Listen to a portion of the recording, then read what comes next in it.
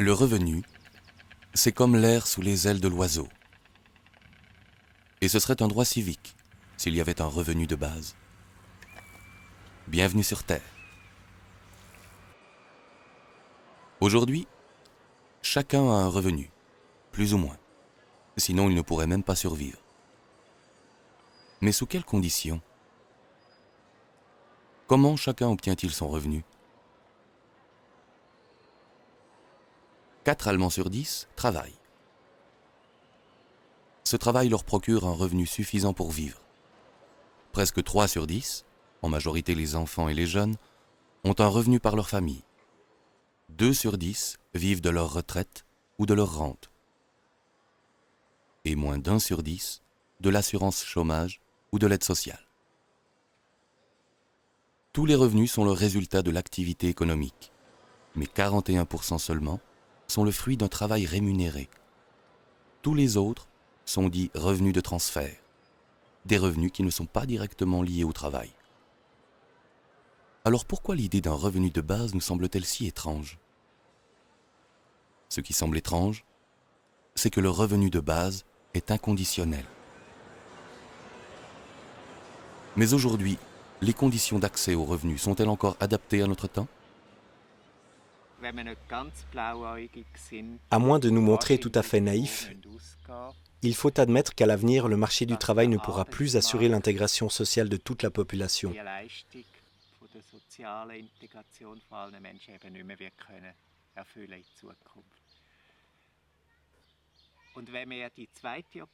Cependant, en refusant l'alternative du revenu de base, nous sommes obligés de parier sur la croissance économique à n'importe quel prix.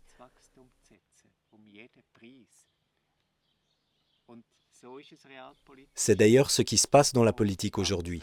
De l'extrême droite à l'extrême gauche, l'ensemble du monde politique en appelle à grands cris à la croissance économique. Ainsi, nous persistons dans une approche quantitative des problèmes et nous perdons toute chance de développer de nouveaux modèles d'organisation sociale d'une qualité supérieure.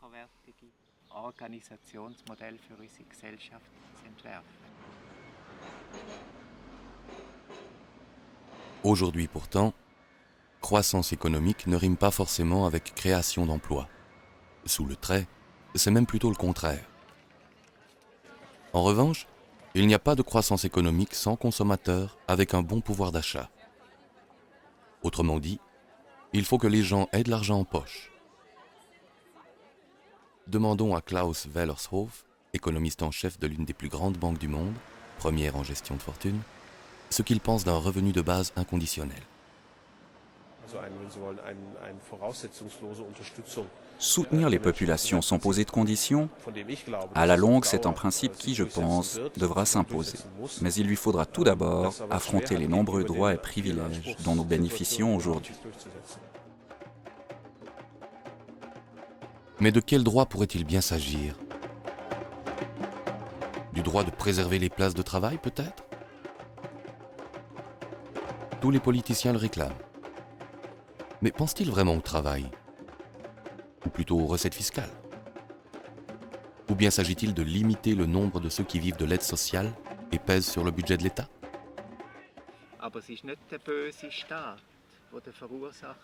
Ce n'est pas la politique de l'État méchant qui est responsable de l'explosion des coûts, c'est la rançon du succès. Le succès en question est celui de la rationalisation. Une rationalisation qui arrive jusqu'à notre porte.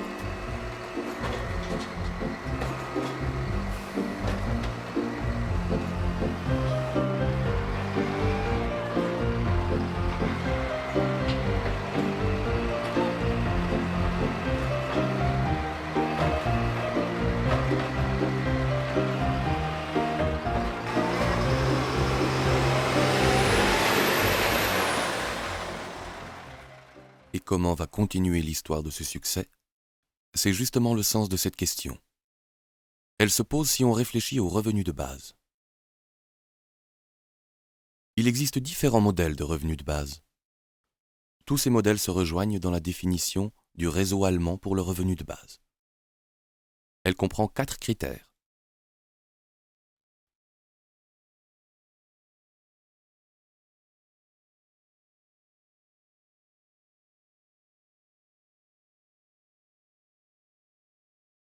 Mais gardons les pieds sur terre. Le revenu de base ne signifie pas davantage d'argent pour chacun. Il ne vient pas d'en haut. Il ne s'ajoute pas. Il se développe à l'intérieur du revenu existant. Le revenu du travail diminue, mais le revenu total ne change pas. Ce qui change, c'est sa composition. Le revenu de base est un autre genre de revenu. Ce n'est pas un salaire minimum. Ce n'est pas le paiement de quelque chose. Ce n'est pas un revenu lié au travail. Chacun touche le revenu de base, quoi qu'il lui arrive.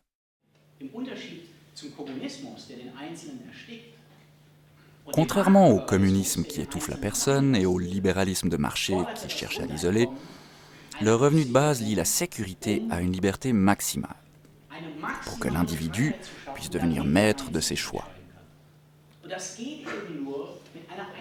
Le montant de cette garantie doit suffire pour pouvoir réellement refuser une activité rémunérée.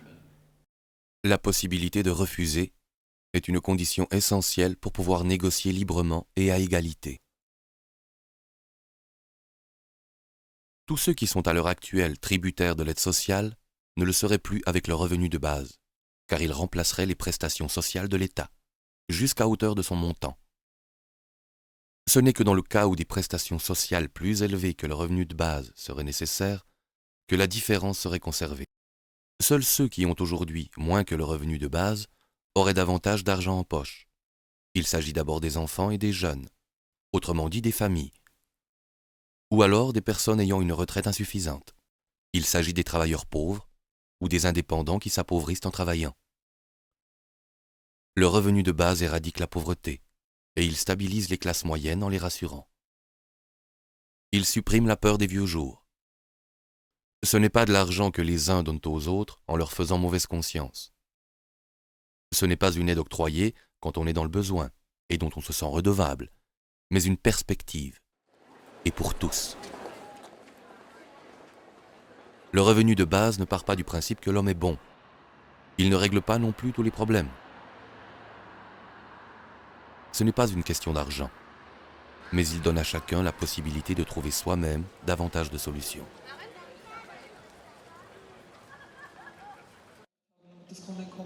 En Autriche, en Suisse et en Allemagne, le revenu de base est un enjeu que l'on discute sérieusement. Je crois que cela vient du fait que c'est le moment idéal. Il nous rend la dignité humaine. Et il n'est pas lié au bien-être social de la société. Il aurait un effet sur l'escalade des tensions sociales que nous connaissons aujourd'hui. Nombreux sont ceux qui ont un emploi, mais qui n'en veulent pas vraiment. On dit de cela, ces gens nous prennent nos emplois. Parce qu'en même temps, d'autres sont exclus alors qu'ils veulent travailler. Le jour où ce sera la décision de l'intéressé qui comptera, les choses vont bouger. Le plus intéressant dans ce système, c'est que je ne pourrai plus dire à la fin de ma vie que je n'ai pas pu faire ce que je voulais.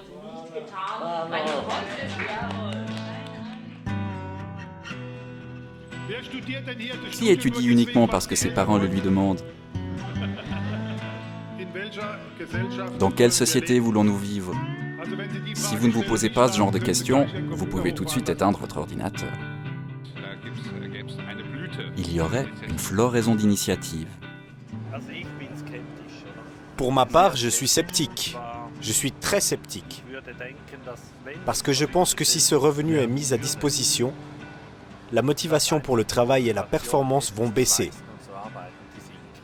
Elles seront nulles. L'emploi rémunéré rend malade, parce que le temps permettant d'accomplir le travail est de plus en plus court. Ce qui peut se démontrer très simplement de manière empirique. Au fond, le revenu de base pose les fondements d'une société plus libre. C'est le plus important. Il nous libère de la dépendance salariale et crée plus d'autonomie. La question va se poser tôt ou tard. Comment est-ce qu'on finance tout ça? Parce que l'argent doit bien venir de quelque part. Je peux effectuer les calculs économiques nécessaires et je vous dis, ça marche. Le grand défi du revenu de base, c'est que chacun doit réapprendre à vivre. C'est ça l'essentiel. Et là, nous en sommes tout au début. Pas pour le financement. Le financement est acquis. La difficulté, c'est la liberté.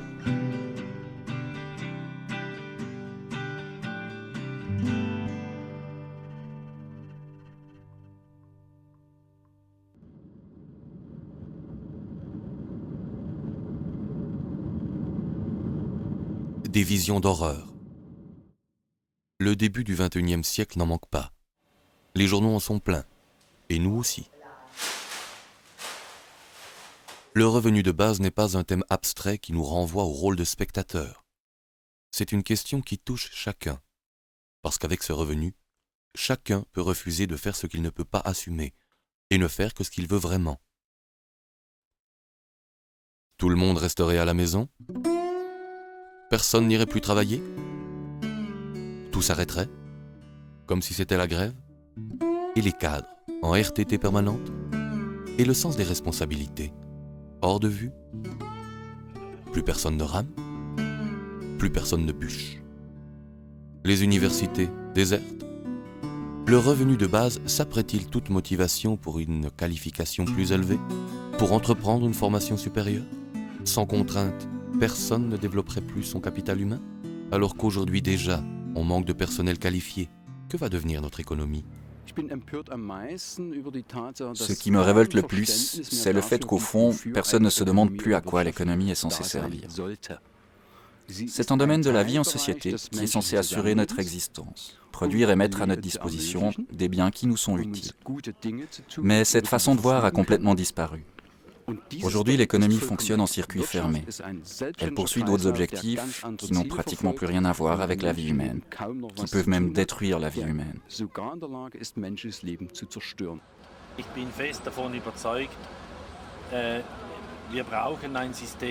Malgré tout, j'en suis convaincu. Nous avons besoin d'un système qui récompense la performance, qui rémunère le travail bien fait. Mais avec un système fondé sur le principe de l'arrosoir où tout le monde recevrait la même paye ou salaire de base, au final, c'est toute la société du travail qui imploserait.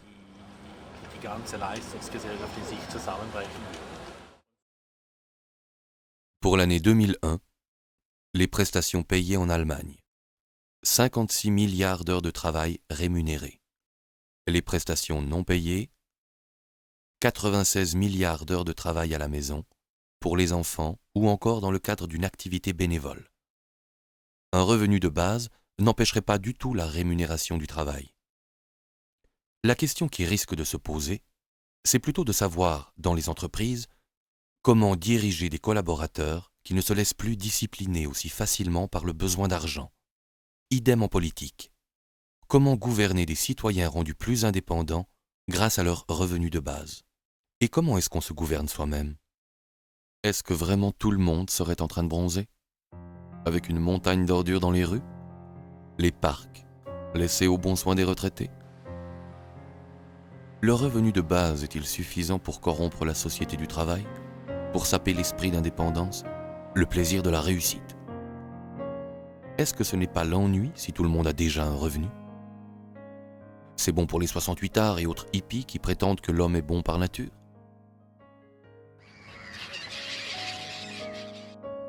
Mais l'homme est aussi un animal, qui, plutôt qu'un revenu de base, préférerait un terrain de chasse. Attendons plutôt de voir ce que les nouveaux marchés vont nous rapporter.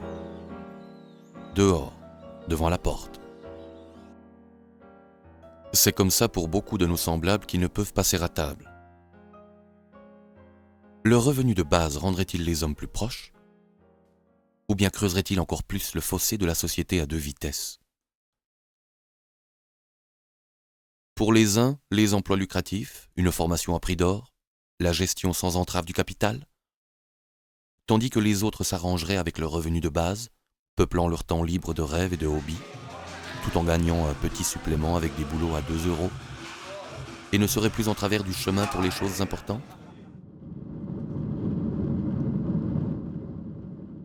On peut aussi dénaturer le principe du revenu de base. Par exemple, en fixant un montant tout juste insuffisant pour vivre, tout en éliminant l'ensemble des prestations sociales. Dans ce cas, tout le monde est obligé de travailler, sans convocation personnelle, et à des salaires comme en Chine, sans que le fait d'avoir un revenu de base ne permette de les refuser. Enfin, et si on complique les paiements à l'infini, en instituant des régimes particuliers, des calculs de compensation et des conditions à vérifier. Et on reviendra à peu près à la situation actuelle, mais en pire.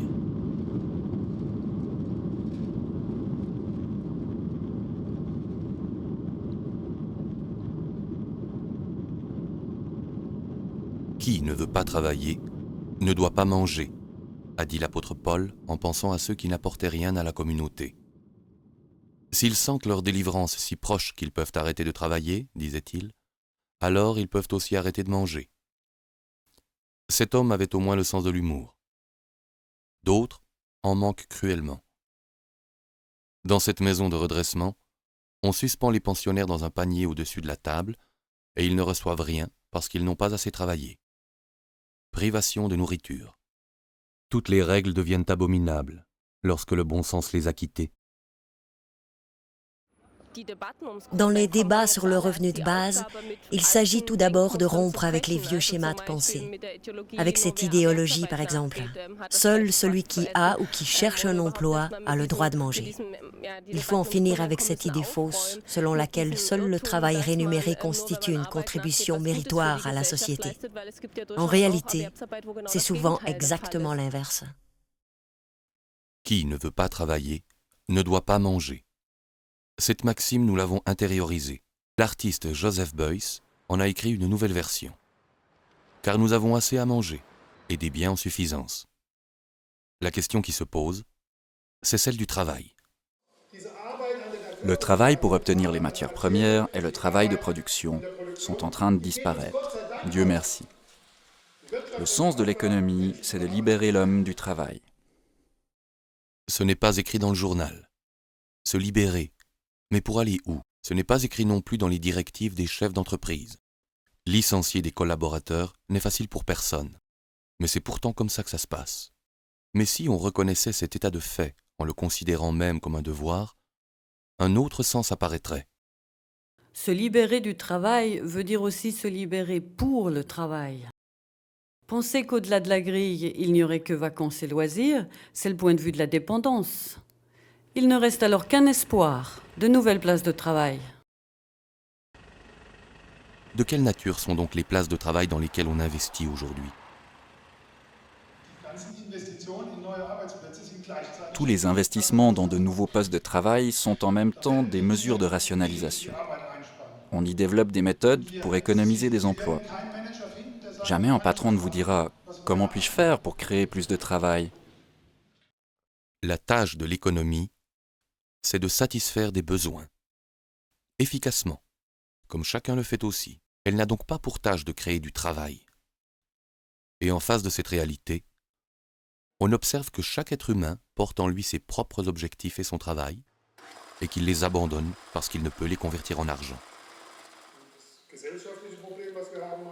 Le problème de société que nous avons aujourd'hui, c'est que beaucoup de gens qui ont une place de travail n'ont en réalité qu'une place de revenu. N'avoir qu'une place de revenu veut dire avoir un travail uniquement pour épuiser son revenu. Un travail qui n'a pas de sens. Pour la société, ce manque de sens pose problème parce qu'il fait émerger beaucoup de frustrations et de pathologies chroniques.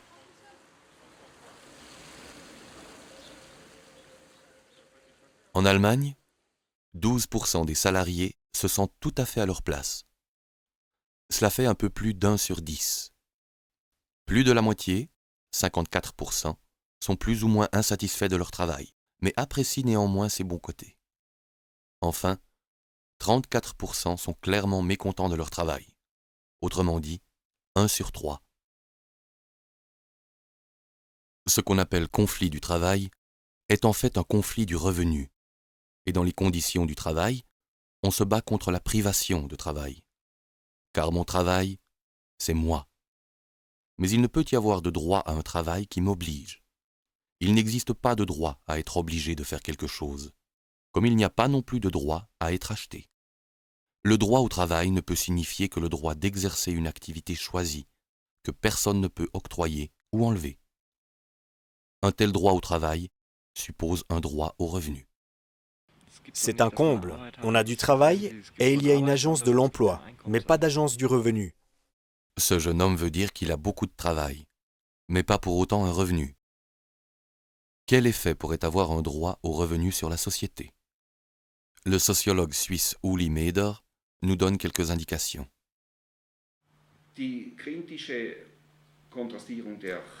Face à l'orientation unilatérale et bornée de la société sur le travail rémunéré, il faut mettre l'accent sur la question du sens. Qu'est-ce qui importe vraiment dans la vie? Le revenu de base fournirait un appui fort aux gens. Il y aurait plus de sécurité, cela provoquerait un élan de créativité, de satisfaction. Les gens auraient moins besoin d'avancer en jouant des coudes.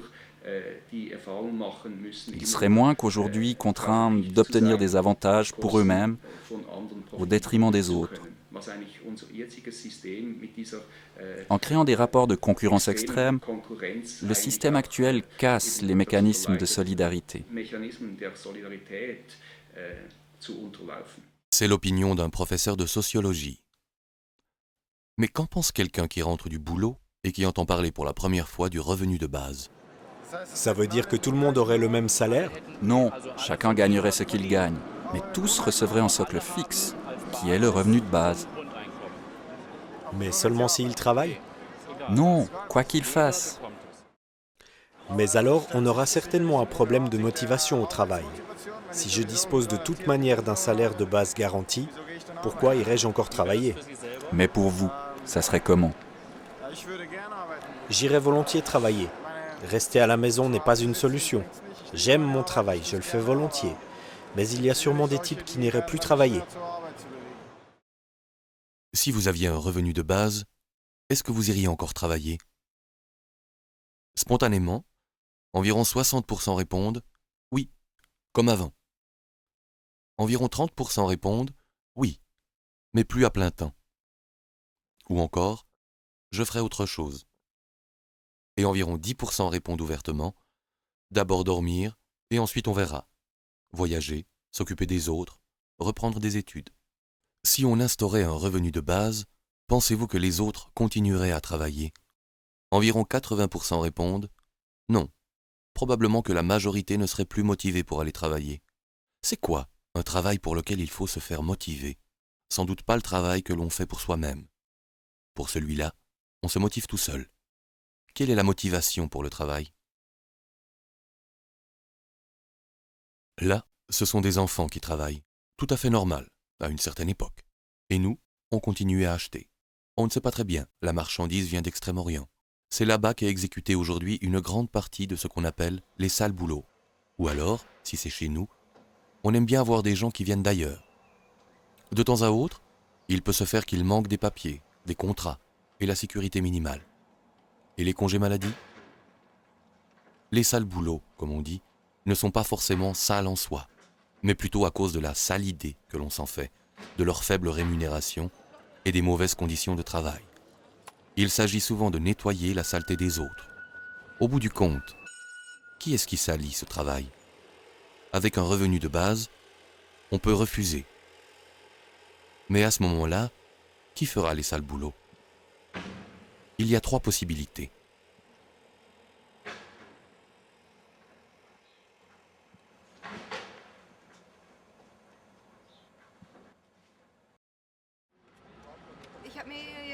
Je m'imagine une caissière de supermarché. Elle ne prend certainement pas plaisir à son travail. Si elle avait un revenu de base, est-ce qu'elle irait encore travailler? Posons la question à cette caissière. Oui, personnellement, je n'arrêterai pas de travailler. Parce que je ne peux pas imaginer que je reste à la maison sans rien faire, même si j'ai ce truc de base de 1000 euros. 1000 euros, c'est un chiffre comme ça. Ça pourrait être plus, ou moins. D'abord, honnêtement, ça ne me suffirait pas. C'est pourquoi on l'appelle revenu de base. Cela devrait suffire pour le minimum vital et une intégration dans la société. La plupart des gens voudront gagner plus, comme aujourd'hui. Mais revenons-en à la caisse. Pas vraiment un métier de rêve? Évidemment, on pense toujours au travail à la caisse. Mais on a affaire avec un tas de gens et tout dépend de comment on se sent soi-même. Personnellement, je suis quelqu'un de très ouvert. Je n'ai pas de problème et au fond, je me trouve très bien ici. Dans un sens, ça ne changerait pas grand-chose. Je ne supporterais pas de ne pas travailler. Je m'ennuierais trop. Certaines choses pourraient changer. Je pourrais voyager et voir des choses qu'aujourd'hui je ne peux pas voir, car je dois apprendre un métier. Le stress pour trouver du travail est énorme pour tous. On est là et il n'y a presque plus de place. Si on avait le revenu de base, ce ne serait pas si stressant.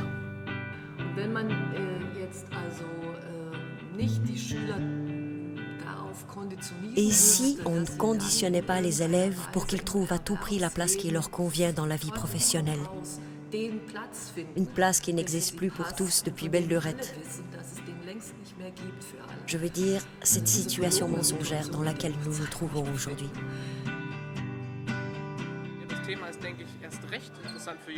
Oui, cette idée intéresse particulièrement les jeunes, parce qu'en fait, on constate aujourd'hui dans les écoles que beaucoup de jeunes ont peur de l'avenir. C'est en fait notoire qu'ils se préparent pour un métier et qu'ils choisissent le moindre mal, de peur de se retrouver sans rien plus tard. Dans le revenu de base, je vois une possibilité et une chance de pouvoir entreprendre ce que l'on veut vraiment et de le faire bien. En même temps, j'y vois une crise de sens. Cela donne du temps et de l'espace pour réfléchir. Et quelle serait l'influence du revenu de base sur le travail lui-même? On répartirait le travail sur un plus grand nombre de personnes et comme ça, il redeviendrait satisfaisant. Qui parlait de crise de sens? Oui, je crois que nous vivons en grande partie dans une grande illusion. Nous vivons aux dépens de la nature, aux dépens des générations futures, aux dépens de nos partenaires.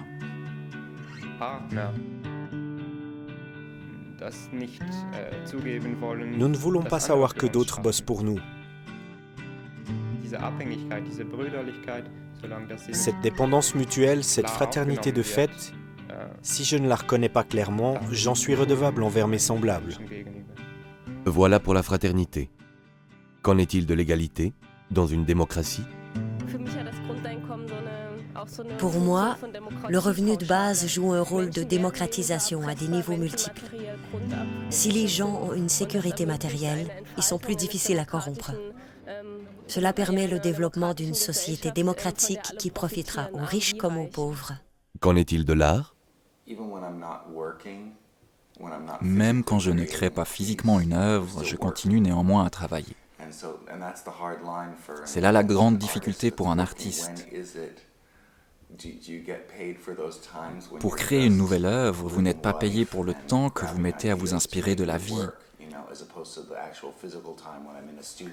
Il y a le temps réel passé au studio à faire une pièce, mais comment tu te finances pour être en situation d'inspiration?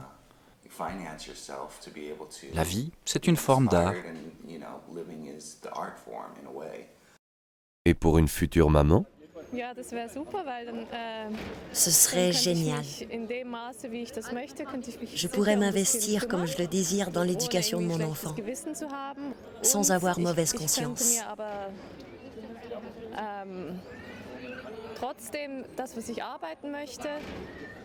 Et je pourrais organiser mon travail comme bon me semble, pas selon les besoins du bureau de placement. Oui, je pense que ce serait très bien, justement dans cette situation. Et lorsque l'enfant atteint l'âge adulte, il peut quitter plus vite le foyer des parents avec son revenu de base. Mais peut-on devenir adulte quand on sait que son revenu est assuré quoi qu'on fasse?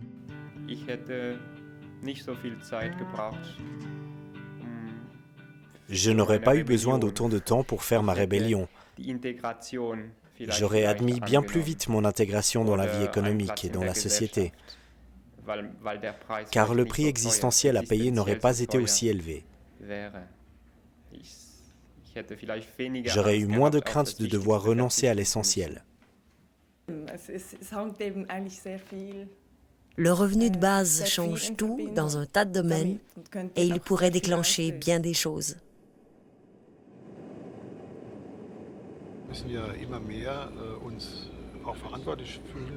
Nous devons de plus en plus nous sentir responsables de tout ce qui se passe sur notre planète. Nous ne pouvons pas nous isoler dans le monde actuel tant il s'est rétréci. Il est décisif que les hommes puissent tout d'abord faire la démarche intellectuelle de la séparation entre travail et revenu. Réaliser intérieurement cette séparation, se dire « j'ai un revenu pour pouvoir travailler » et non pas « je travaille pour avoir un revenu ».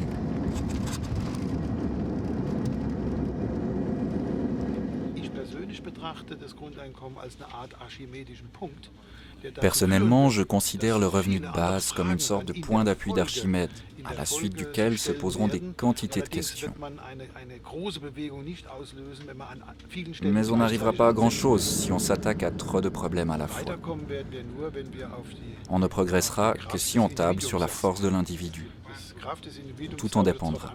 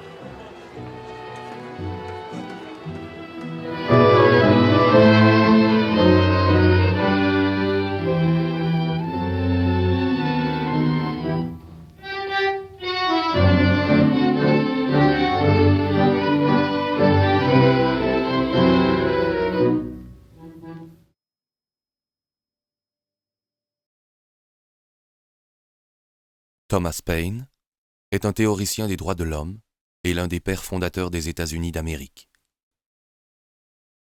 C'est lui qui a inventé ce nom.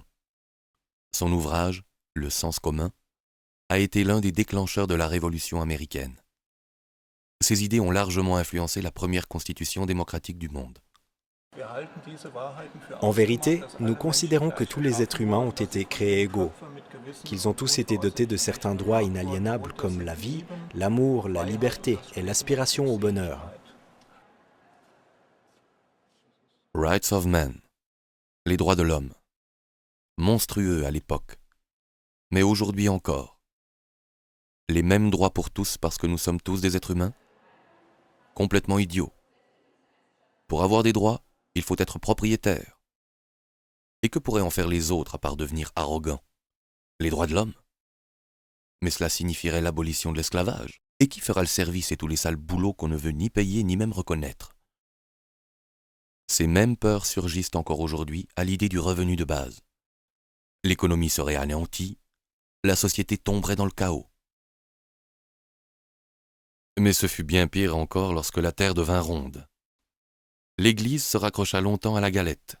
Celle-ci était entourée des eaux du chaos, et celui qui s'approchait par trop près du bord tombait dans le néant.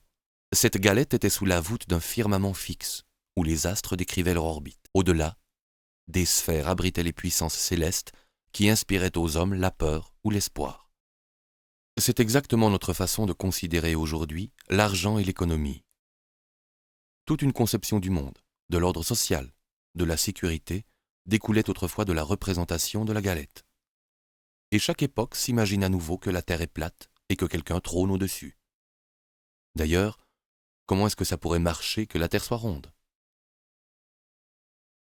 Lorsqu'enfin elle fut ronde, elle continua évidemment de trôner au centre de l'univers et ne tourna pas autour d'elle-même, ce qui rendit la tâche de déterminer la trajectoire des planètes extrêmement ardue. Autrement dit, tout dépend de l'endroit où l'on se place. Il en va de même avec le revenu de base. La difficulté vient de ce que j'ignore dans quel sens je vais évoluer. J'arrive très vite à la limite de la compréhension si je prends comme point de départ la société actuelle et que je la considère comme un système immuable, reposant sur les idéologies bien ficelées qui me sont familières. Tout devient beaucoup plus simple si ma démarche part de l'être humain et du devenir.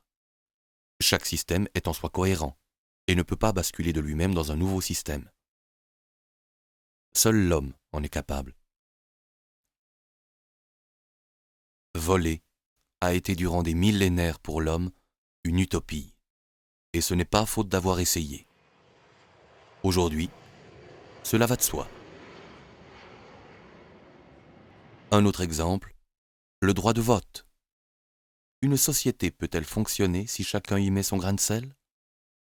Comment le simple citoyen, avec son horizon limité et ses intérêts plutôt personnels, pourrait-il décider de ce qui est bon pour l'État dans son ensemble ? Et ensuite, on a découvert que parmi les citoyens, il n'y avait pas seulement des hommes, mais aussi des femmes. Vous vous imaginez ? Les femmes sont bien trop sensibles. Il faut les protéger de mettre tout en dessus-dessous avec leurs décisions. Et qui fera le ménage ? Ce sont les mêmes arguments qui surgissent aujourd'hui contre le revenu de base. En Suisse, le droit de vote des femmes fut introduit en 1971. On était allé sur la Lune 3 ans auparavant. Peu de temps avant ce bouleversement, personne ne pensait que ça pouvait marcher de s'opposer ainsi au pouvoir établi. Mais ce qui n'aurait pas dû fonctionner, fonctionne aujourd'hui très bien.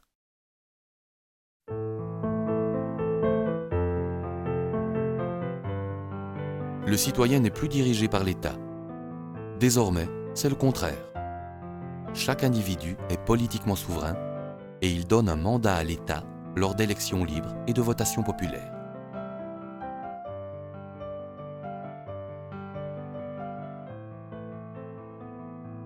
Le travail n'est plus seulement dicté par le marché du travail et l'homme seulement soumis à l'économie. C'est le contraire. Chaque individu est économiquement souverain et il s'engage librement pour un travail, avec le revenu de base qui est un droit pour chacun.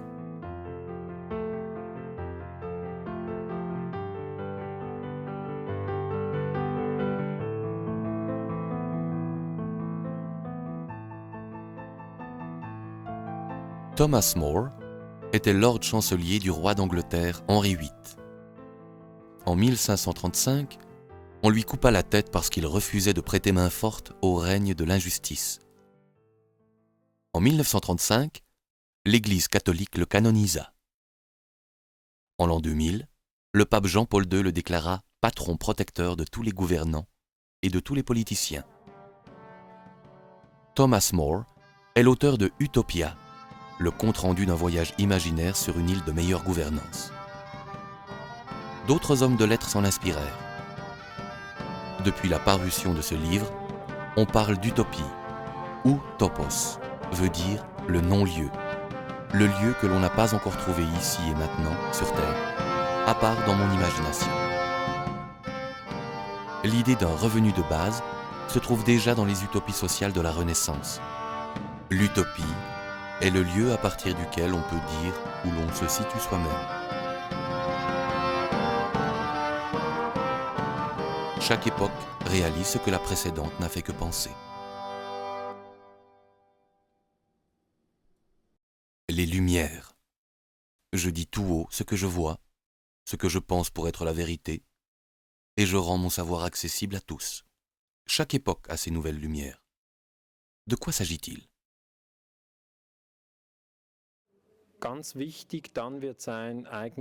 Il sera très important d'avoir la capacité de penser et d'examiner de manière autonome, car dans les phases de bouleversement, les modèles de pensée hérités des parents, des maîtres, des pasteurs ou des docteurs en tout genre, s'avèrent subitement faux ou limités.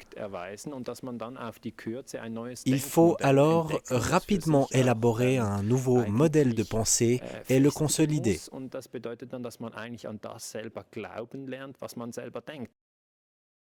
Lorsque l'on veut gravir le Cervin, il faut penser à se lever tôt le matin, car il faut être au sommet à midi pour ne pas redescendre dans la nuit et le froid. Chaque Suisse le sait. En ce qui concerne la consommation de pétrole, Nous sommes arrivés au sommet sans nous soucier de savoir comment on allait redescendre. Le peak of oil, la plus grande capacité d'exploitation de pétrole possible, sera bientôt atteint. Ensuite, la descente sera raide. Sur le plan du travail rémunéré, le plein emploi est également une phase provisoire. Un sommet. Le travail rémunéré a déjà dépassé son pic. En 1995, le futurologue Jeremy Rifkin prophétisait déjà les conséquences de la fin du plein emploi.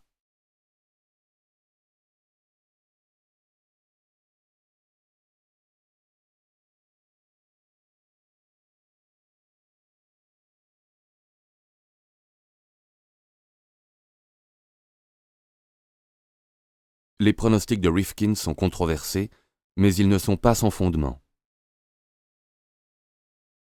En 1982, la production d'acier aux USA se chiffrait à 75 millions de tonnes et occupait 300 000 travailleurs.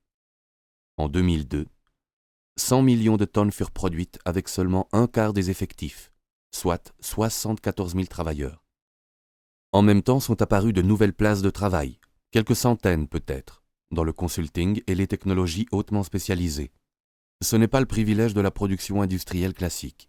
Le même processus s'observe dans bien des domaines appartenant au secteur des services. La banque online en est un exemple extrême qui illustre néanmoins toute une évolution. Pour le même nombre de clients, elle n'a besoin que du 10e de l'effectif d'une banque conventionnelle. Ce développement ne se limite pas aux pays industrialisés. Il se manifeste dans le monde entier. Partout, les effectifs diminuent, alors que la productivité augmente. Là où le travail ne devient pas culture du travail, tout devient monoculture. Ce qui vit est la limite de la rationalisation.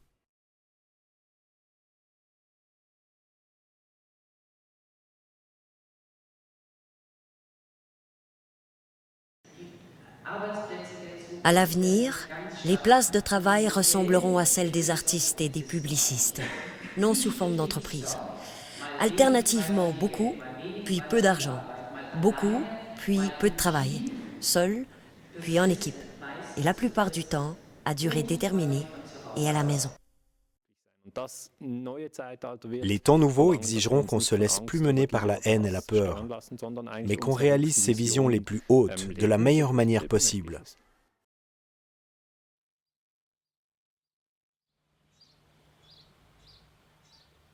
Il y a 100 ans, quelqu'un qui travaillait dans l'agriculture produisait assez pour 3 autres personnes. Aujourd'hui, un agriculteur produit assez pour 120 personnes. Pourquoi? On le voit ici. C'est comme ça. Et bientôt il en sera ainsi presque partout.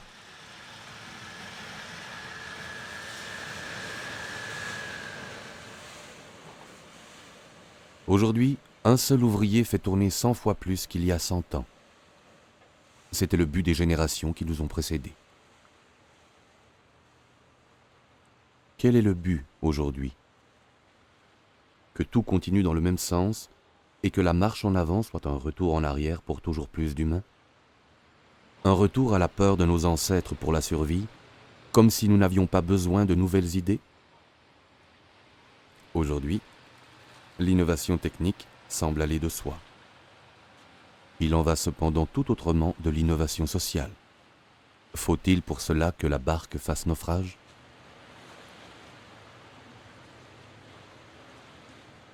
Lorsque l'esprit ne progresse pas, le corps régresse.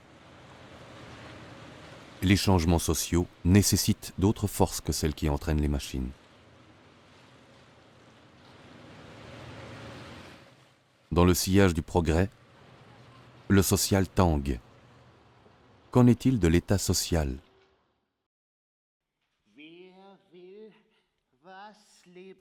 Pour reconnaître et décrire quelque chose de vivant, il faut d'abord en extraire l'esprit. On a alors les morceaux en main.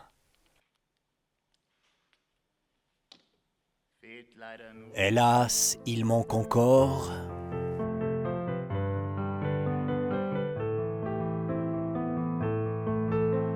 le lien spirituel. Je ne vous comprends pas très bien. Tous ces propos me rendent bête, comme si ça moulinait dans ma tête. C'est ce qui se passe lorsque tout devient plus simple, grâce à encore plus de formulaires et encore moins de collaborateurs. Si le contrôle et la méfiance étaient les moteurs qui font avancer une société, alors l'Allemagne de l'Ouest aurait absorbé l'Allemagne de l'Est. Que se passe-t-il avec la justice? Et pourquoi chaque doigt de ma main a-t-il une longueur différente? Une performance a-t-elle vraiment besoin d'une contre-performance? Le malentendu commence lorsqu'on croit aller au travail pour soi-même, parce qu'on en retire un revenu. Pourtant, tout le monde a un revenu, car tout le monde en a besoin. Chacun est redevable des prestations des autres. Si le revenu était seulement lié au travail, il faudrait donner les plus hauts revenus aux machines. En fait, les hommes qui cèdent leur travail aux machines ont tout de même besoin de revenus.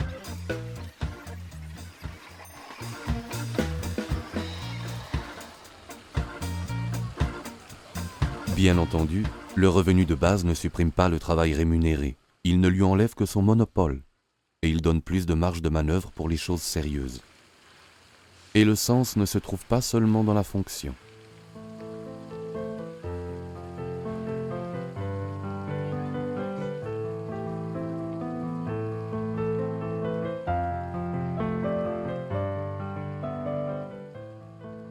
Il y a bientôt 50 ans, en Suisse, une machine à laver coûtait 3 550 francs.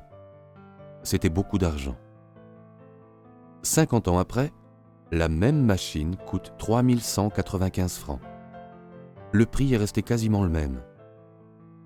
Mais un franc valait alors 3 fois plus que maintenant. C'est-à-dire que la machine coûte aujourd'hui le tiers de ce qu'elle coûtait il y a 50 ans. Une coupe de cheveux coûtait environ 3 francs 50. Et aujourd'hui, environ 40 francs. Autrement dit, là où on a pu optimiser les méthodes et utiliser la technologie, là où le travail humain a diminué, les coûts ont baissé.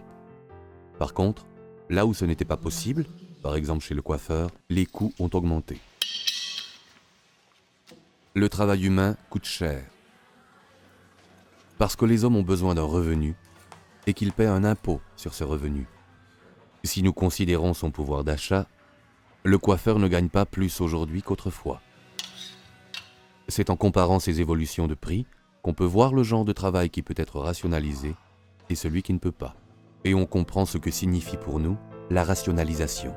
Si le prix de la machine à laver avait suivi celui de la coupe de cheveux, elle coûterait aujourd'hui 40 000 francs.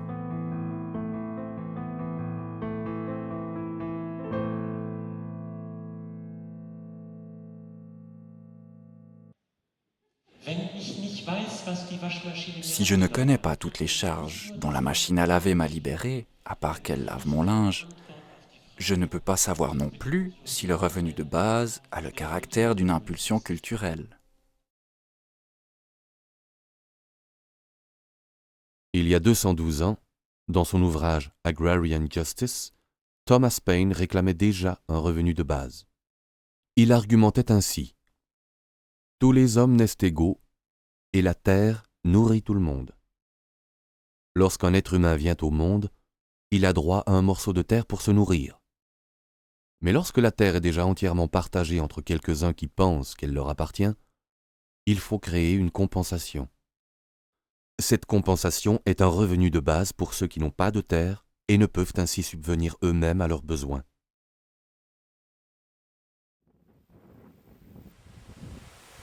Mais depuis, le vent a tourné. Même celui qui possède la terre ne peut plus subvenir à ses propres besoins.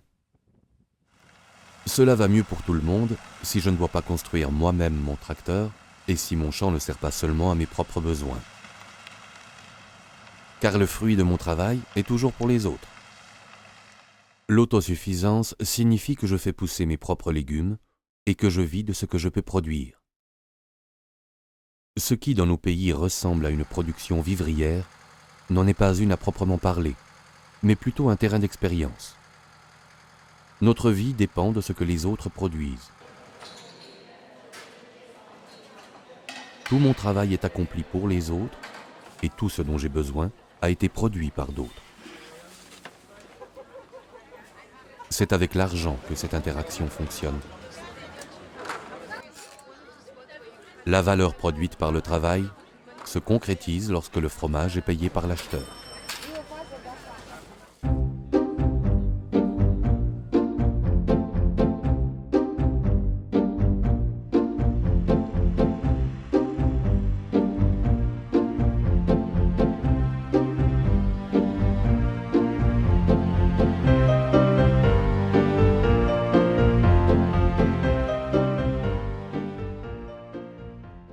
Je crois que ce que je fais est pour moi parce que je suis payé pour le faire.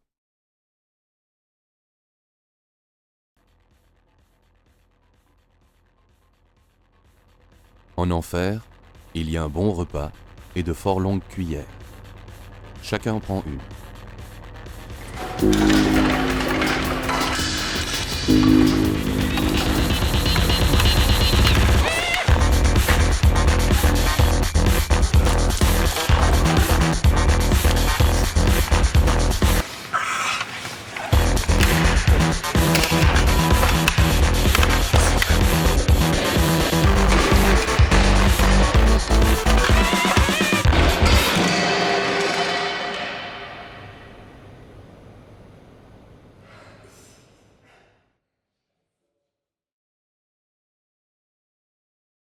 Au ciel, tout est exactement pareil. Il y a un bon repas et des cuillères. Chacun en prend une.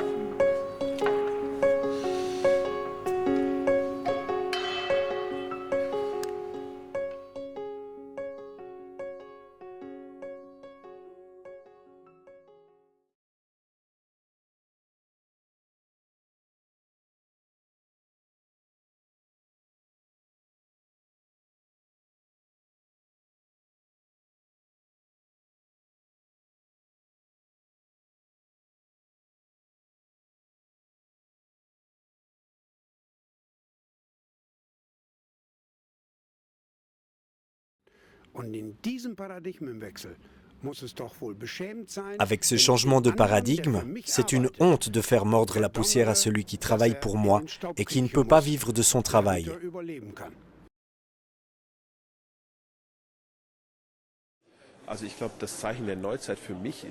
Pour moi, le signe des temps nouveaux, c'est l'individualisation absolue de la société.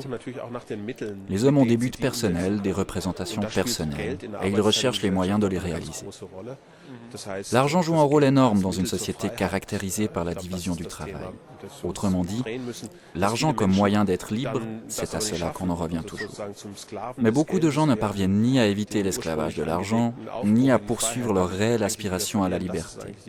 C'est le côté tragique et aussi ironique de la situation présente. Devenir l'esclave de l'argent, qu'est-ce que cela veut dire? C'est mesurer chaque action à l'aune de l'argent. Comme si l'argent était la valeur en soi et qu'il fallait toujours en avoir plus. Prendre toujours plus de pouvoir sur l'argent des autres et sur leur espace vital.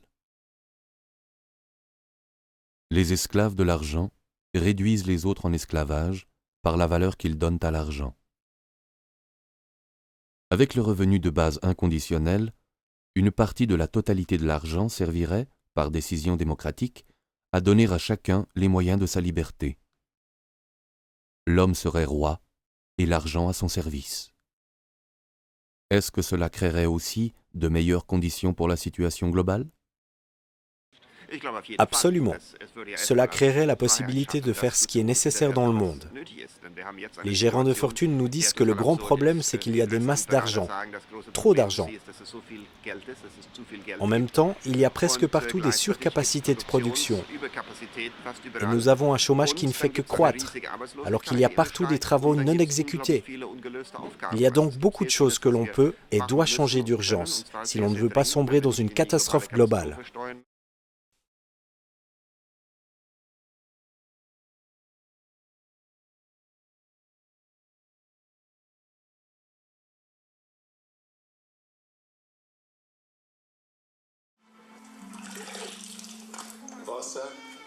L'eau est un aliment. Comme tous les autres aliments, l'eau devrait avoir une valeur marchande.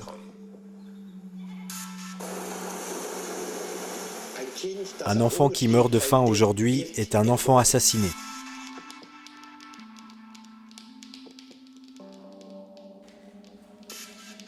L'argent ne va pas là où on en a besoin. Il se barricade loin des réalités sociales et s'auto-reproduit. Devant la porte, c'est la pénurie. Les grosses sommes nouent entre elles des rapports incestueux. Ce qui sort de là n'a plus rien à voir avec l'amélioration des conditions de vie pour tous. En réalité, nous avons affaire à un système débridé qui est en train d'imploser. De quoi sera fait l'avenir? Les paris sont ouverts.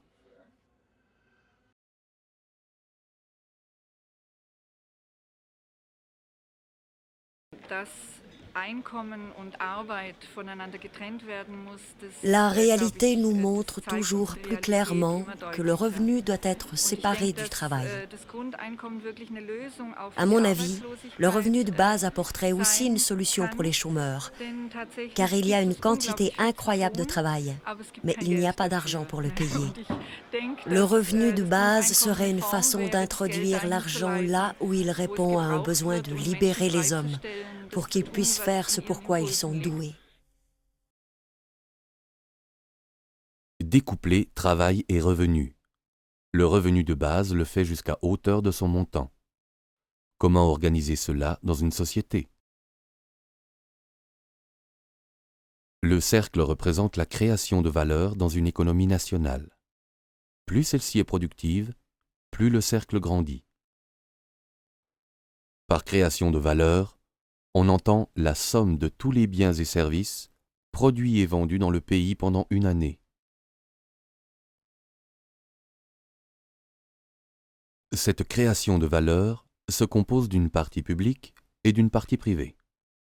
La moitié environ de la valeur créée va à l'État par le canal des impôts et autres prélèvements obligatoires. De cette manière, nous payons nos écoles, notre police, nos prestations sociales, ainsi que tous les services assurés par l'État. Ce sont des prestations qui ne sont pas à la charge de l'individu, mais que nous voulons financer en commun, des prestations qui font l'objet d'un mandat démocratique. En Suisse, pour l'année 2005, cette quote-part de l'État représentait 36%. En Suède, 56%. En Autriche, exactement la moitié de la valeur créée dans le pays. En Allemagne, 47%. Qu'en serait-il avec le revenu de base? Pour tous les salaires versés par l'État, le revenu de base ne signifierait qu'une autre manière de verser l'argent. Car l'État obtient déjà l'argent par l'intermédiaire des impôts. Aujourd'hui aussi, c'est avec l'argent des impôts que l'État paie ses employés, les fonctionnaires et les ayants droit des prestations de transfert. Pour tous ces revenus, le paiement d'un revenu de base ne demanderait qu'un changement dans la comptabilité. Pour les revenus privés, l'argent pour le revenu de base n'est pas encore dans les caisses de l'État. Il faut d'abord qu'il arrive à l'État par voie fiscale, avant d'être distribué sous forme du revenu de base. La quote-part de l'État augmente alors sensiblement. Cela signifie-t-il encore plus d'État? Non, cela signifie moins d'État, moins d'inquisition, moins de mise sous tutelle, moins d'administration. L'État ne joue qu'un rôle d'intermédiaire, de fiduciaire et de garant du droit au revenu de base. Mais les impôts vont augmenter. De quel impôt pourrait-il s'agir? A priori, il semble plus simple de prendre l'argent chez ceux qui gagnent le plus. C'était déjà l'idée de Milton Friedman, économiste. Financer une sorte de revenu de base par l'impôt sur le revenu. Les ménages nécessiteux auraient reçu un impôt négatif sur le revenu. Après avoir été développé dans les années 60 et presque introduit aux États-Unis, son modèle domina les débats sur le financement d'un revenu de base jusque dans les années 90. Pour Milton Friedman, l'État social devait être svelte et libéral. 50 ans plus tard, on ferait donc reposer le revenu de base sur un avoir qui ne va qu'en diminuant, celui du travail rémunéré. C'est ce qui arrive aujourd'hui à l'État social. Toujours plus de chômeurs et toujours moins de masse salariale à imposer. L'augmentation de l'impôt sur le revenu augmente les charges sur le travail rémunéré. Le chat se mord la queue. Le non-sens de l'impôt sur le revenu, c'est qu'il frappe le travail et sape ainsi sa propre base.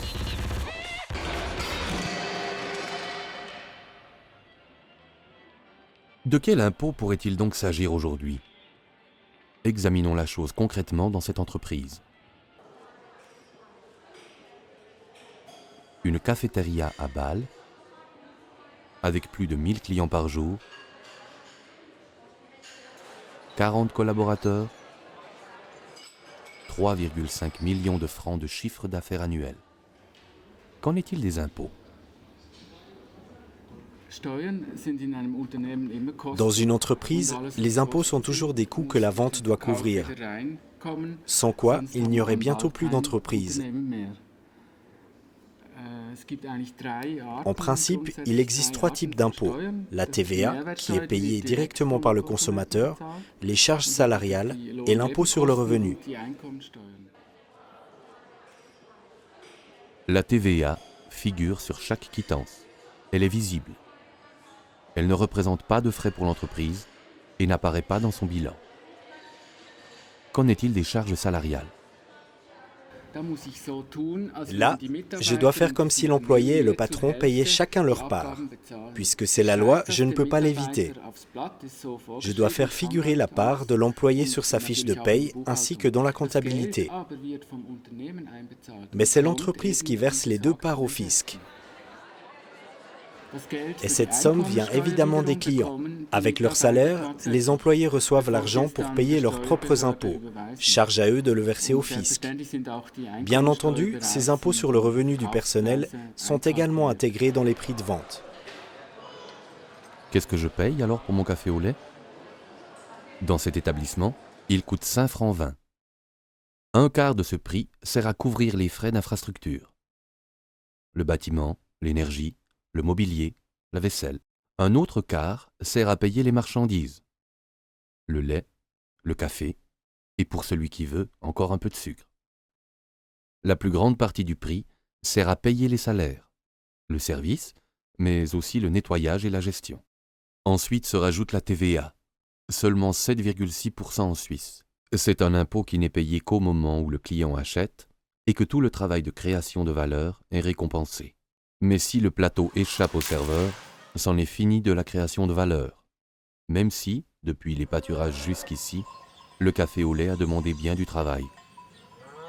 Un café au lait renversé n'est pas un café au lait, et la TVA ne sera pas payée non plus. La TVA se situe à la fin de la création de valeur et figure bien en évidence sur la quittance. Mais il y a aussi des impôts invisibles, inclus dans le prix, qui ont été prélevés durant le processus de création de valeur. Dans les salaires, ce sont les impôts sur le revenu, les charges salariales et les charges sociales. Dans le coût des marchandises, il y a également des impôts, car il y a là aussi des salaires, notamment ceux qui ont été payés par les producteurs de lait, de sucre, de café et qui ont été intégrés dans les prix. Il en va de même pour les frais d'infrastructure. C'est toujours le consommateur qui paye, car c'est avec l'argent qu'il dépense que tout le reste devra être payé, y compris l'impôt. Je m'explique. Si tous les impôts étaient réunis en une somme invisible, comme la TVA, prélevés à la fin de la création de valeur, alors le fisc ne grignoterait pas la valeur des pommes vertes, mais attendrait qu'elles soient mûres. Chacun pourrait alors voir à hauteur de combien il contribue aux finances et à la bonne marche de l'État. La démocratie se réaliserait à la caisse. À la caisse, tous les citoyens sont égaux.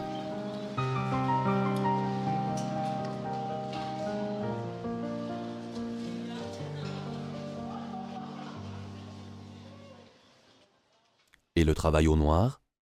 Il n'y aurait plus de travail au noir si l'impôt se réduisait à la TVA, car il n'y aurait plus d'impôt prélevé sur le travail. En revanche, les ventes au noir seraient une très grande tentation. Payer une coupe de cheveux seulement 20 francs versés en sous-main, cela ferait une très grande différence. Là où la vente se fait sans quittance, on pourrait échapper à la TVA.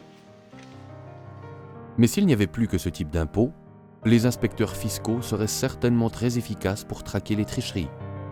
En revanche, on aurait moins besoin de conseillers fiscaux. Une grande partie du travail bureaucratique diminuerait, tant dans les administrations publiques que privées. Dans un monde sans frontières, l'État n'a une chance de percevoir des impôts de manière durable que s'il trouve un type d'impôt qui ne peut pas lui échapper. Cet impôt qui ne peut pas lui échapper, c'est la taxe sur la valeur ajoutée. Elle est payée là où le consommateur dépense son argent. C'est pourquoi on peut aussi l'appeler impôt sur la consommation. Cet impôt n'est pas payé par celui qui apporte le café au lait, mais par celui qui le consomme.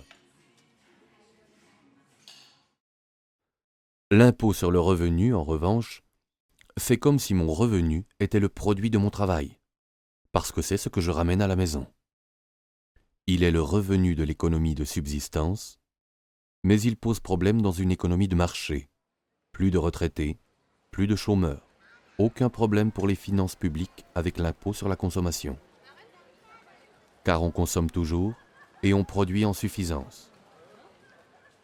Or, c'est là qu'apparaît le prochain problème posé par l'impôt sur le revenu, car il n'y a pas d'impôt sur le travail de la machine.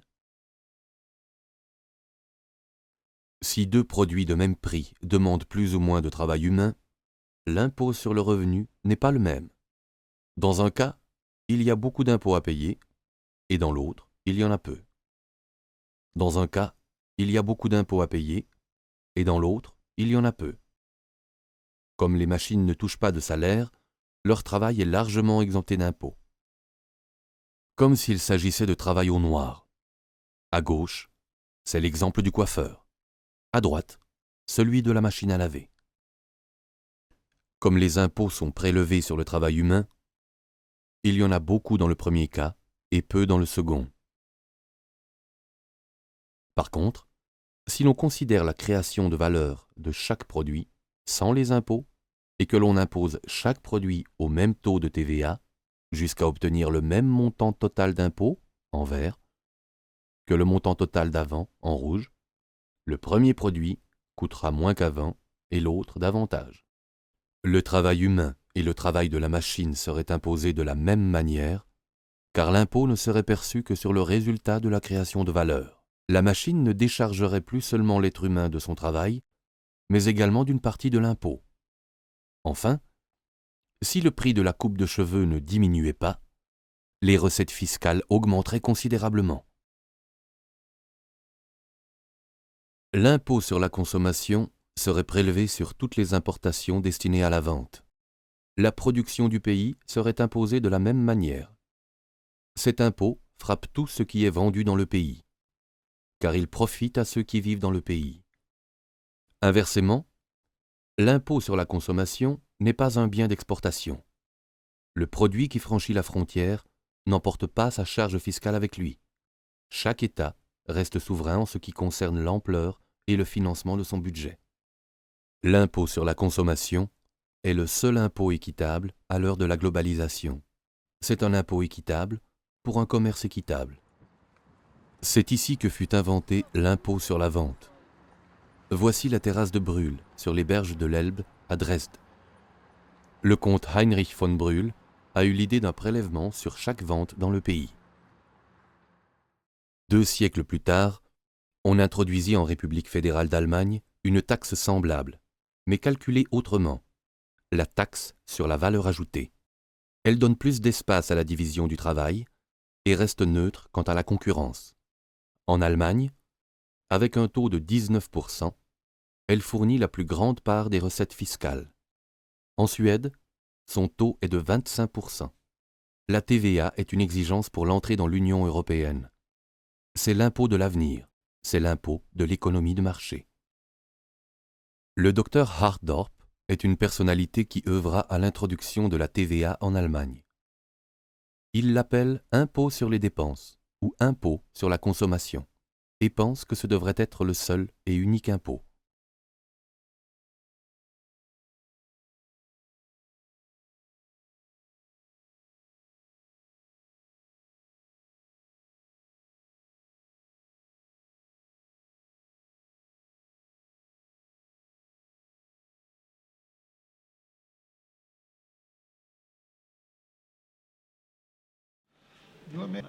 La TVA, comme impôt unique, ce serait la méthode la plus simple. Elle dispense de toutes les déclarations d'impôts. Mais si la TVA reste le seul impôt, qu'en sera-t-il du plancher de taxation? Car le plancher de taxation est la composante sociale du calcul de l'impôt. Avec la TVA, le taux d'imposition est le même pour les pauvres et les riches. Qu'allons-nous faire de la composante sociale? Alors, on fait comme ça. On restitue la TVA aux gens pour un montant correspondant à leurs besoins de base. Cette restitution, c'est le revenu de base. La boucle est bouclée. Ainsi, nous en sommes revenus au revenu de base. Non pas à partir de la question du financement, mais en nous demandant comment faire de la TVA un impôt social. En tant que plancher de taxation, le revenu de base apparaît dès lors comme une suite logique de la TVA. En même temps, son inconditionnalité devient une évidence.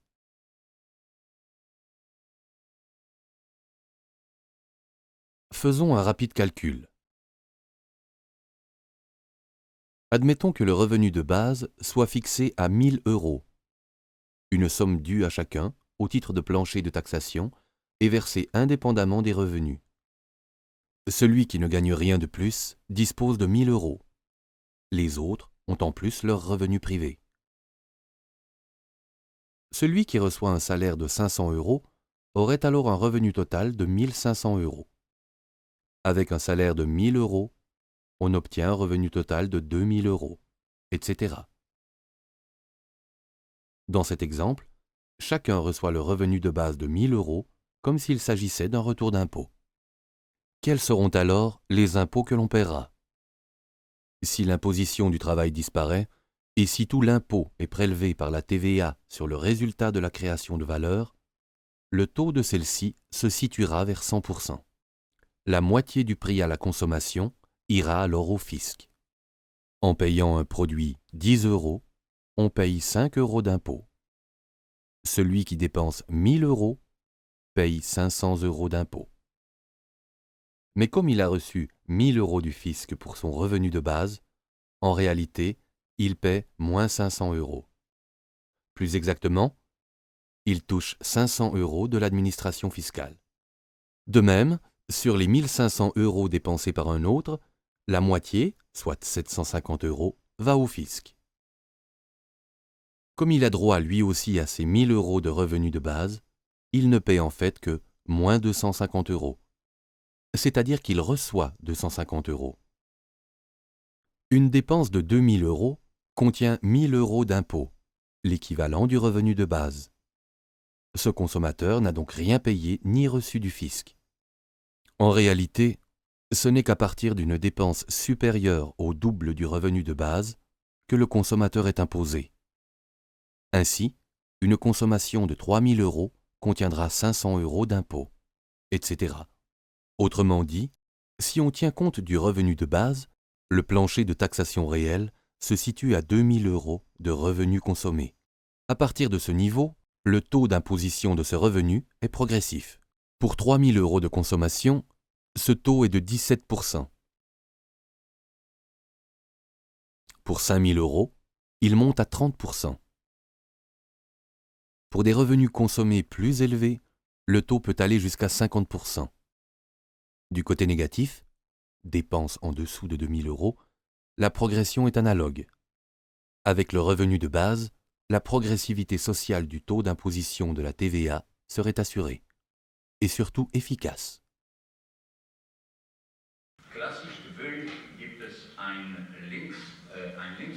Un reproche classique de la gauche contre la TVA, c'est qu'elle est régressive.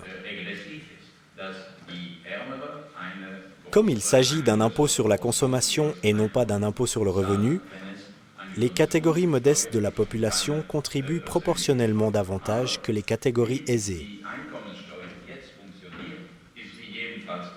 Mais le fonctionnement actuel de l'impôt sur le revenu n'est plus du tout progressif.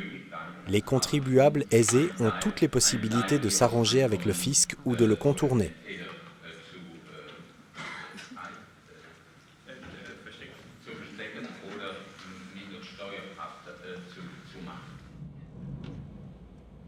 Celui qui en a les moyens peut trouver comment minimiser ses revenus pour qu'on ne mette pas la main dessus. Celui qui n'a pas ces moyens ne peut que se soumettre. En définitive, l'impôt sur le revenu est intégré dans les prix avec la progression, sans pour autant qu'un quelconque revenu de base ne permette de créer une compensation sociale. L'impôt sur le revenu n'est plus que de la poudre aux yeux. Autrement dit, il nous dispense d'y regarder de plus près. Voilà comment se présente l'impôt perçu en une fois sur le prix du produit fini. Et comment il se présente quand il est perçu tout au long de la fabrication du produit.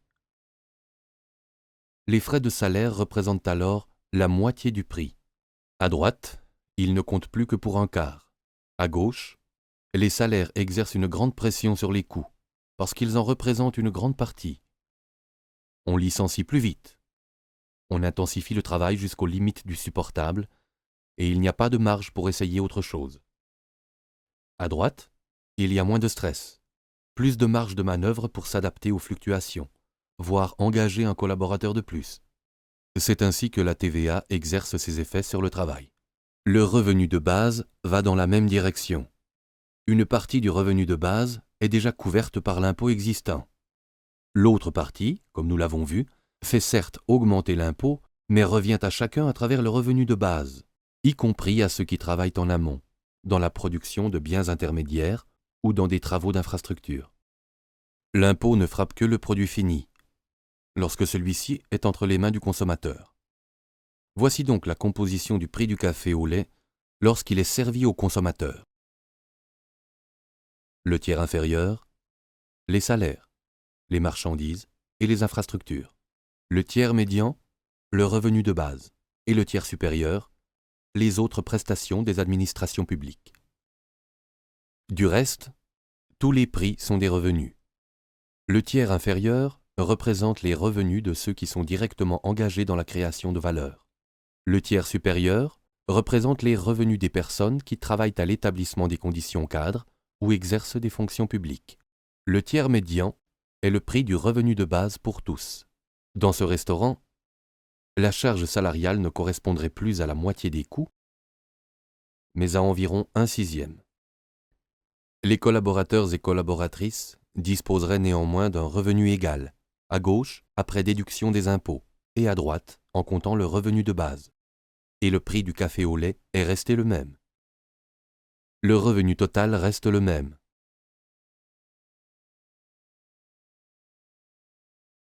Car le revenu de base remplace une partie du revenu du travail. Voilà le principe. En pratique, le revenu de base crée une nouvelle force dans la négociation du salaire. Si le travail ne me procure qu'un peu de pouvoir d'achat supplémentaire, peut-être que je préférerais rester à la maison, m'occuper des enfants, qui d'ailleurs ont aussi un revenu de base, ou bien je me laisserai séduire par mon hamac, pas au bureau, mais chez moi. Enfin, n'importe quoi.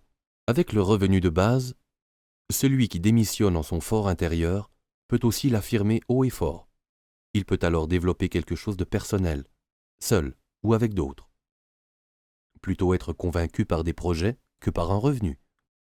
Car tout le monde va au travail en ayant déjà un revenu. On peut dès lors entreprendre quelque chose de nouveau. On peut demander à d'autres s'ils veulent participer, car ils ont également un revenu de base. Mais peut-être que je ne désire rien d'autre que de continuer mon travail. Le revenu de base introduit alors l'égalité dans la négociation du salaire. Il donne plus de poids à ma propre conception du travail et permet une réelle collaboration. Et peut-être qu'il faudra que l'employeur me paie un peu plus. Il s'ensuivra pas mal de changements dans la culture d'entreprise. Quel est le montant des revenus du travail? Cela fera l'objet d'une nouvelle négociation. Cette négociation présente de nombreuses facettes. Si dans une famille, seul l'un des partenaires ramène un salaire, les enfants ne rapportant que des allocations, alors l'autre partenaire a un revenu par son conjoint. Et les enfants aussi. Le revenu de base, à hauteur de son montant, casse la relation entre revenu et appartenance à l'entreprise ou à la famille. Ainsi, la démocratie parvient dans sa totalité jusqu'à l'individu. Le revenu de base est un facteur d'émancipation. Plus d'égalité dans la famille et plus de chances sur le marché du travail. Willi et Hans sont des collègues dans la même entreprise. Ils ont le même travail et le même salaire. Nous sommes en Suisse et avec 10 000 francs, on peut vivre bien. Encore cela dépend-il du nombre de personnes qui doivent en vivre. Hans a une famille, une femme et 2 enfants. En admettant qu'en Suisse, le revenu de base se monte à 2 500 francs et que les enfants en touchent la moitié, la famille toucherait le revenu de base de Hans, de sa femme et des enfants, soit un total de 7 500 francs. Auparavant, Hans devait gagner 10 000 francs, et maintenant il peut aller travailler pour un salaire de 2 500 francs. Le revenu de la famille reste le même. Willi vit seul.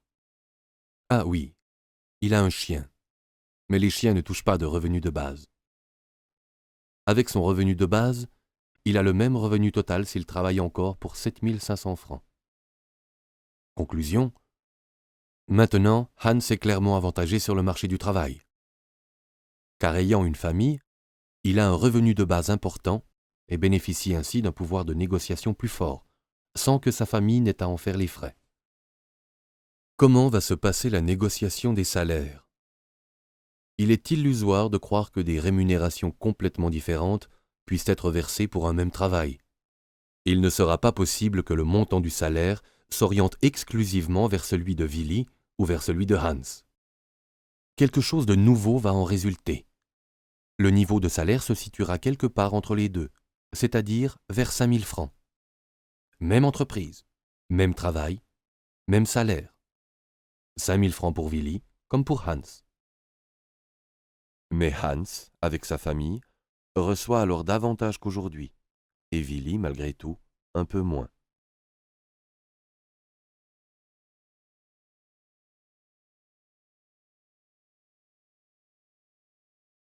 À côté de la création de valeur mesurable en argent, il y a une autre création de valeur qu'on ne peut pas comptabiliser, la création de valeurs bénévoles, sociales, culturelles ou humaines. Avec l'introduction du revenu de base, cette création de valeur non rémunérée prendrait de l'ampleur. Par exemple, dans la santé, les soins donnés par dévouement, ou encore l'activité spirituelle, le temps consacré aux autres, une formation qui valorise, la libre recherche dans tous les domaines de la vie et une liberté d'entreprise pour créer des impulsions nouvelles. Des activités qui ne se laissent ni rationaliser, ni rémunérer. Le revenu de base nous laisserait du temps pour nous poser la question du sens de la vie. L'activité consacrée à créer de la valeur marchande irait-elle pour autant en diminuant? C'est possible, si l'on ne travaille que 2 jours par semaine pour se consacrer le reste du temps à une grand-mère qui d'ailleurs touche aussi un revenu de base. Avec l'automatisation généralisée que nous avons aujourd'hui, cela ne provoquerait pas une baisse de la production. Sur la base d'une société plus saine, plus sereine, plus sûre d'elle et plus imaginative, bien des choses trouveraient une nouvelle valeur. Des projets qui restent aujourd'hui dans les cartons deviendraient alors réalité. La dynamique économique en sortirait renforcée, ainsi que la création de valeurs mesurables en argent.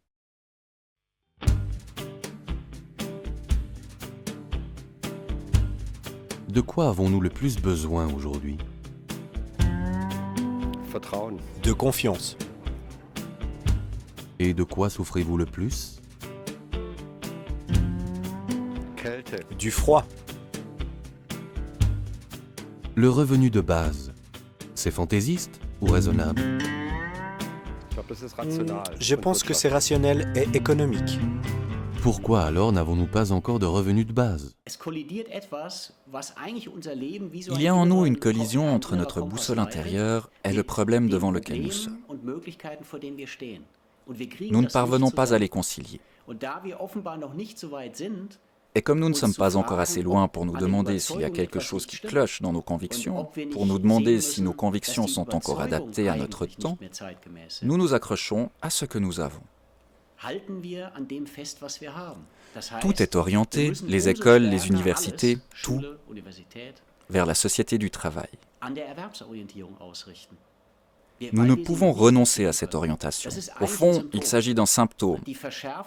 S'accrocher à de vieilles conceptions dans une situation nouvelle comme celle que nous vivons maintenant est symptomatique du fait que ces vieilles conceptions nous ont déjà lâchés.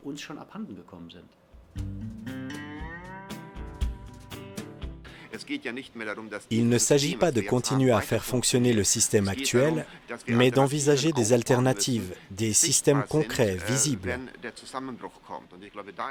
En ce sens, l'idée du revenu de base, même si nous commençons à la réaliser sur un plan régional, représente une alternative que je considère comme excellente, parce qu'elle propose un ordre différent, mais pas quelque chose d'incongru ni d'irréalisable.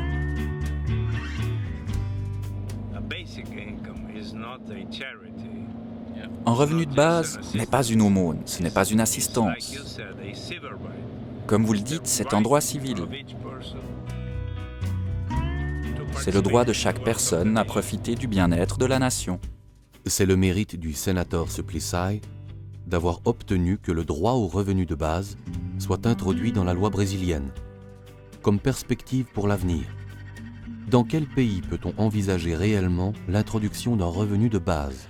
Je pense que c'est possible partout, même en Égypte, mais il faut l'aborder chaque fois autrement. On ne peut pas comparer le revenu de base égyptien avec les modèles que l'on peut développer en Europe, mais je crois qu'il est important malgré tout de l'adapter aux conditions régnant en Égypte. Quel serait l'effet d'un revenu de base sur les Égyptiens ?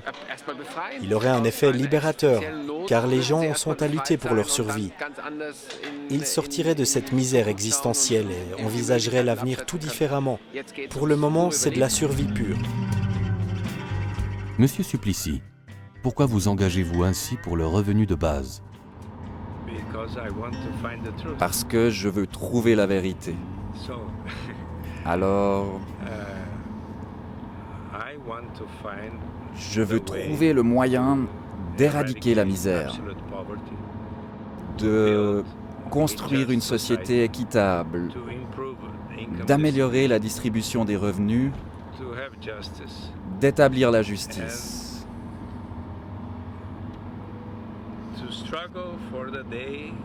Je veux lutter jusqu'au jour où les hommes pourront tous se mettre à la table de la fraternité, comme l'a dit Martin Luther King dans son discours.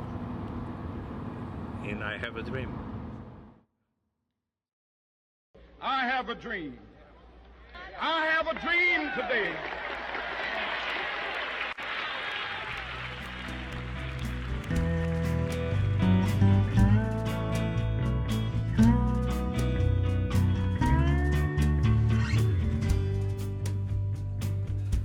On pourrait commencer avec un revenu de base pour les enfants. Par exemple, dès l'année de naissance 2000, avec les enfants, le revenu de base grandira dans la société. Mais on peut aussi commencer avec son propre revenu, en le concevant d'une autre façon. Wir rechnen Lors de l'estimation du revenu de base, nous ne calculons pas la prestation fournie. Mais par ce revenu, nous rendons possible la contribution de chacun à la société. Le travail que vous ou que d'autres exécutent n'a pas de prix, mais votre revenu le rend possible. On pourrait commencer par introduire le revenu de base dans une région. Par exemple, en Midi-Pyrénées. Ou dans une ville comme Tarbes.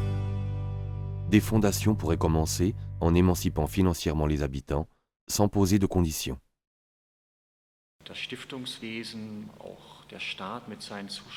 Les fondations, de même que l'État et ses subventions, sont là pour financer une vie culturelle autonome et des œuvres sociales. Mais l'individu, entrepreneur social ou culturel, n'est guère au centre des préoccupations. Ce sont des projets, des demandes de financement qui doivent obéir à des structures, à des critères. L'individu comme tel n'est pas pris au sérieux.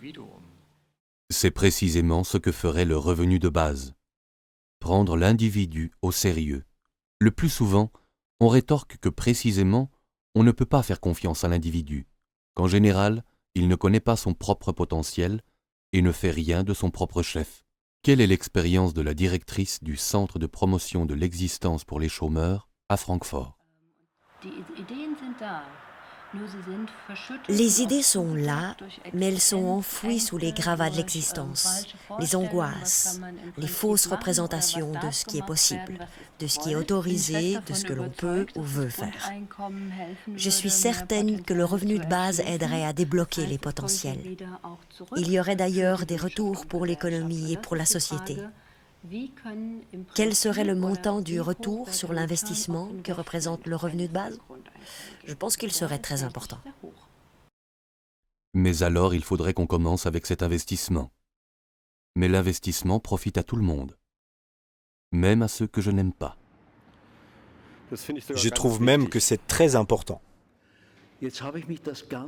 Toute ma vie, je me suis donné de la peine pour me discipliner, pour être performant, être capable d'une activité plus ou moins dotée de sens. Et les voilà donc qui se ramènent, ces jeunes gens qui n'ont aucune discipline. Et c'est à ceux-là qu'on devrait donner de l'argent. Mais c'est un scandale. À mon sens, c'est ce sentiment qui se cache derrière le refus du revenu de base. Mais comme ce n'est tout de même pas très chic de mettre cet argument en avant, on dit « Mais comment allons-nous le financer ?»